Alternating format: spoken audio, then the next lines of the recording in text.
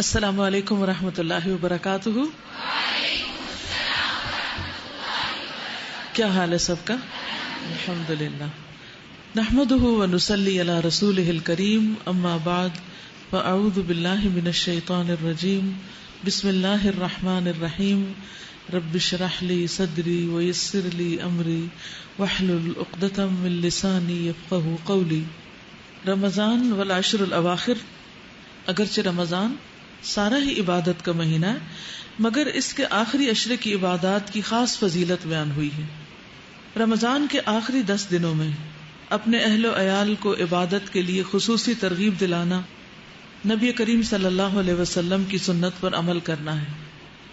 حضرت عائشہ فرماتی ہیں، کان النبی صلی اللہ علیہ وسلم اذا دخل العشر شد مئزرہ واحیا لیلہ وایقظ اہلہ.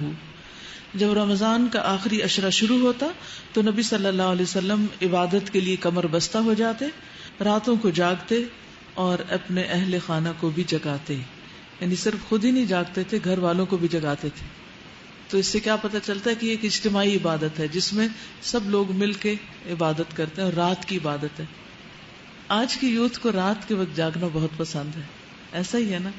بہت سے بچے دن کو سونا پسند کرتے ہیں اور رات کو جاگنا. ایسا کیوں ہے؟ رات کو کیوں جاگتے ہیں؟ آپ میں سے کس کس کو رات کو جاگنا پسند ہے؟ کیوں رات کو کیوں جاگتے ہیں؟ ہاں، سکون ہوتا ہے. اس سکون میں ہم کرتے کیا ہیں؟ تو اس سکون سے کیا فائدہ اٹھاتے ہیں؟ جو مرضی کا کام ہوتا ہے جو ہم سب کے سامنے نہیں کر سکتے، اور یعنی اکیلے ہو جاتے ہیں نا. باقی گھر والے تو سو رہے ہوتے ہیں اور پھر ہم انجوائے کرتے ہیں اپنے آپ کو اور اپنے کاموں کو اور اپنی پسند کی چیزوں کو. تو مومن کے لیے سب سے زیادہ پسندیدہ چیز کیا ہونی چاہیے؟ اللہ کی عبادت. تو اس کے لیے بھی دن کے مقابلے میں رات کا وقت رکھا گیا ہے. ٹھیک، سارا سال تو ہم عشاء اور فجر کی نماز اگر پڑھ لیں تو وہ بھی بہت اچھا ہے. تہجد جس کو نصیب ہو جائے وہ تو بہت ہی خوش قسمت ہے. لیکن رمضان کی راتوں میں تو قیام لازم ہے، اور پھر آخری عشرے میں تو جتنا زیادہ جاگ سکے. تو جس کو شوق ہے جاگنے کا، اس کے لیے تو بہت اچھے دن آ رہے ہیں. ان کے لیے جاگنا تو کچھ مشکل ہی نہیں. لیکن اس جاگنے میں ہم نے گپ شپ اور باتیں اور ادھر ادھر یا نیٹ پہ بیٹھ کے وقت نہیں گزارنا، بلکہ اللہ کی عبادت کرنی ہے. ایک اور روایت میں حضرت عائشہ بیان فرماتی ہیں، کان رسول اللہ صلی اللہ علیہ وسلم یجتہد فی العشر الاواخر ما لا یجتہد فی غیرہ. کہ رسول اللہ صلی اللہ علیہ وسلم عام دنوں کی نسبت آخری عشرے میں خوب محنت اور کوشش کرتے. عربی کے الفاظ کہتے ہیں ما لا یجتہد فی غیرہ، جتنا کبھی آپ کسی اور وقت میں کرتے نہیں تھے.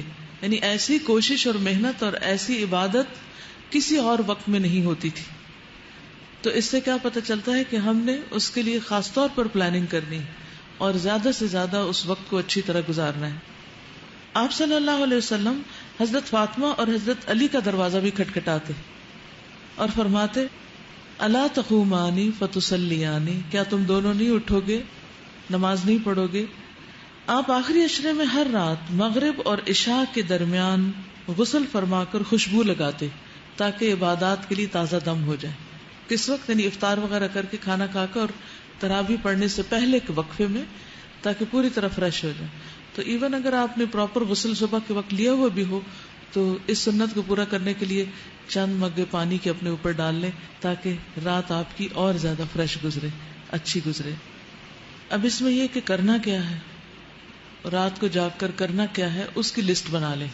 اس سے پہلے آپ قیام کریں گے تراویح کا، پھر اس کے بعد آپ کچھ اذکار کر سکتے ہیں، تلاوت کر سکتے ہیں، کوئی درس و تدریس کر سکتے ہیں اگر کٹھے گھر میں کچھ لوگ ہیں، کچھ سیکھ سکھا سکتے ہیں.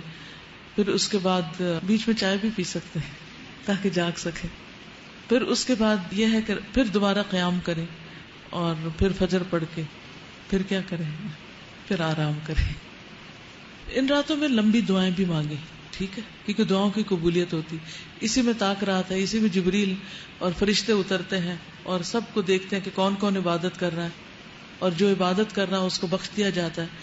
تو دعائیں جو ہیں اب ماشاءاللہ کافی آپ کے پاس کلیکشن ہو گئی ہے. ان دعاؤں کے علاوہ آپ کی پرسنل دعائیں، آپ زندگی میں کیا بننا چاہتے ہیں، آپ اپنی آخرت کیسے چاہتے ہیں، آپ اپنے ماں باپ کے لیے کیا چاہتے ہیں، بہن بھائیوں کے لیے کیا چاہتے ہیں، اپنے بچوں کے لیے کیا چاہتے ہیں, امت مسلمہ کے لیے کیا چاہتے ہیں, اپنے ملک کے لیے کیا چاہتے ہیں. یعنی اپنی ذات سے شروع کر کے پوری دنیا تک آپ کا دل کیا چاہتا ہے کہ کیا ہو, تو اس سے متعلق آپ خوب خوب دعائیں کریں. ٹھیک ہے, اس کو اگر لکھ لیں. میں نے ایک چھوٹی سی ڈائری بنائی ہوئی ہے, تو اس میں جب مجھے کوئی دعا یاد آتی ہے, جب میرے اندر کوئی طلب پیدا ہوتی ہے, تو اس میں لکھ لیتی ہوں کہ اللہ مجھے یہ عطا کر. کیونکہ جب قبولیت کی راتیں یا اوقات ہوتے ہیں تو پھر میں اس کو دیکھ بھی لیتی ہوں کہ کہیں کوئی چیز بھول تو نہیں گئی, تو اس طرح آسانی ہو جاتی. یا حج عمرے وغیرہ پہ جاتے ہیں تو اس میں بھی پھر وہاں جا کر بہت زیادہ ذہن پہ زور نہیں ڈالنا پڑتا, سوچنا نہیں پڑتا کہ کون کون سی دعائیں مانگنی, وہ سب ساتھ ہی لکھی ہوئی ہوتی ہیں. ٹھیک, اور پھر میں چیک بھی کرتی رہتی ہوں کہ کون کون سی دعائیں میری پوری ہو گئی. تو الحمدللہ کافی ہو بھی گئی ہیں.